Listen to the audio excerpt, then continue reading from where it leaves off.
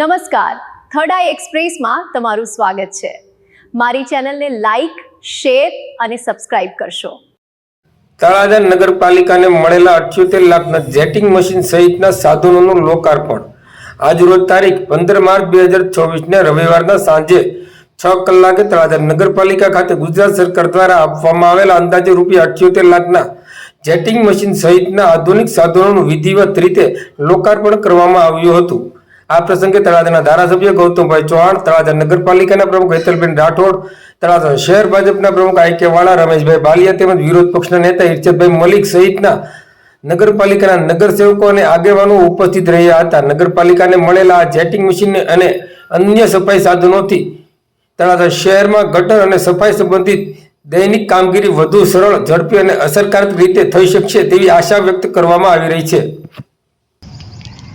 આજરોજ તળાજા નગરપાલિકા ખાતે તળાજાના લોકોની સુખાકારી માટે, તળાજાની સફાઈ કામ માટે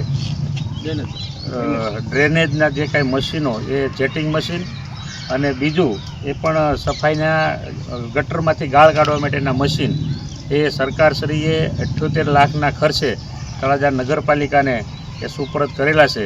એને આજે લોકોને સમર્પિત કરતા એનું લોકાર્પણ કરવા માટે અમે તળાજા નગરપાલિકાના પ્રમુખ, નગરપાલિકાના સદસ્યો, નગરપાલિકાના વિરોધ પક્ષના નેતા, નગર ભાજપના પ્રમુખ અને નગરજનો સાથે મળી અને આ જે મશીનો છે એ નગરની જન સુવિધા માટે અમે એનું લોકાર્પણ કરેલું છે।